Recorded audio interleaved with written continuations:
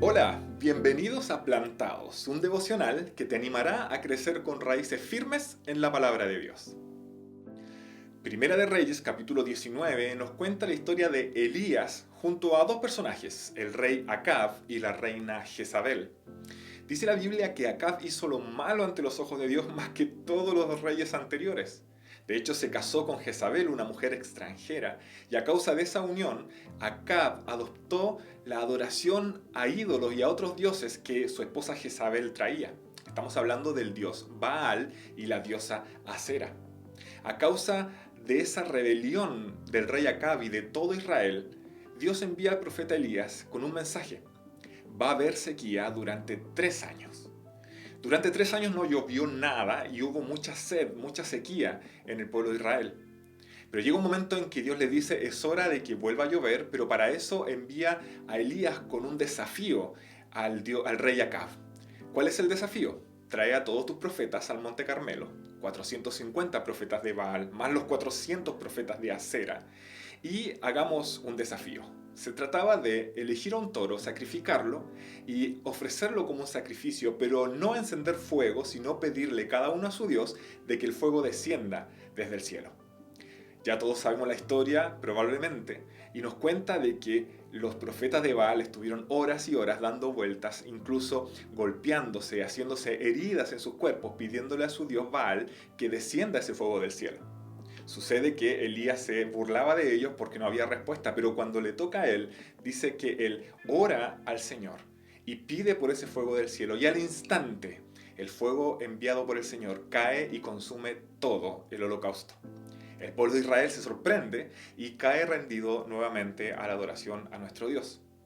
Sucede que cuando Acab vuelve con la noticia, ¿por qué? Porque Elías había matado, asesinado a todos los profetas de Baal, Acab va donde su esposa Jezabel a contarle esta noticia.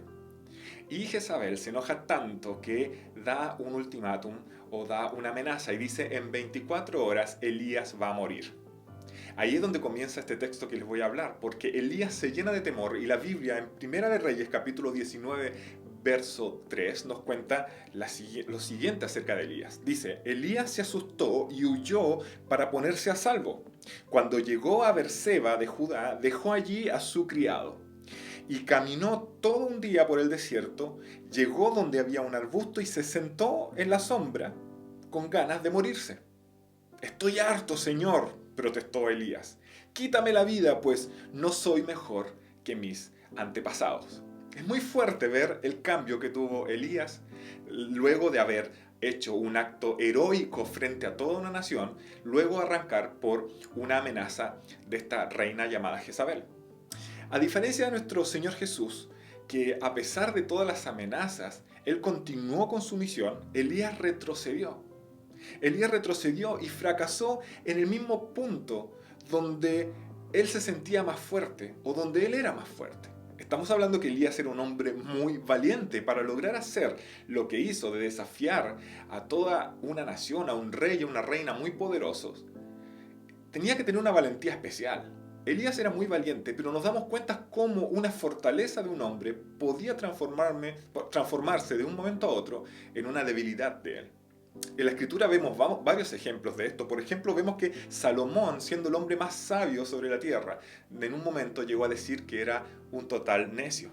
O tal vez vemos a Moisés, que la Biblia dice que era el hombre más manso sobre la tierra, pero en un momento perdió el control y se enojó tanto que golpeó y gritó a la roca.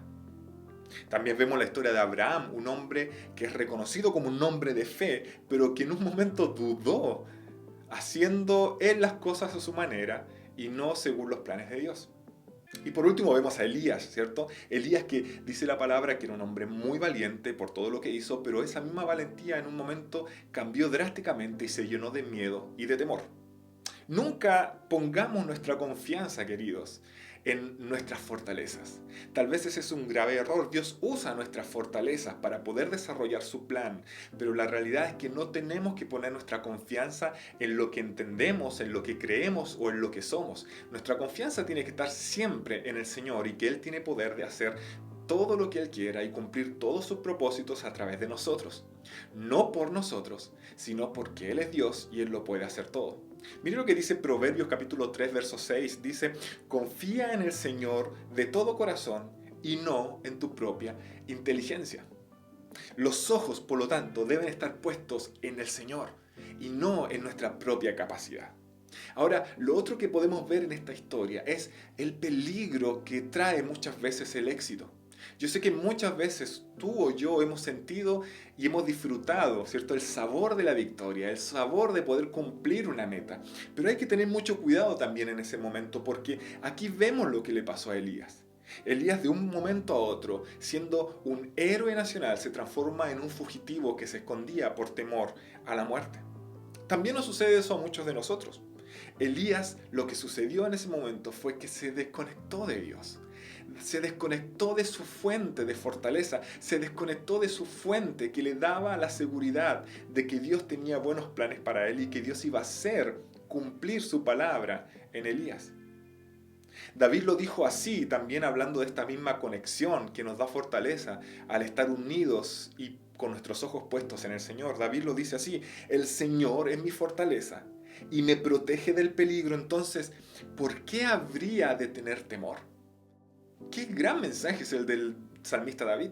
Está diciendo que Dios es nuestra fortaleza. Y si Dios es nuestra fortaleza y quien nos cuida de todo peligro, ¿por qué tendríamos que atemorizarnos?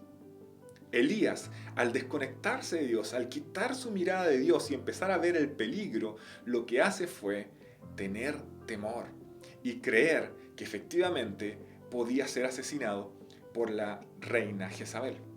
Ahora, tener confianza en los momentos más difíciles solo se logra si tenemos puestos nuestros ojos en Jesús, que es el autor y consumador de nuestra fe, quien fortalece nuestra fe y nos anima a estar firme aún en medio de las dificultades.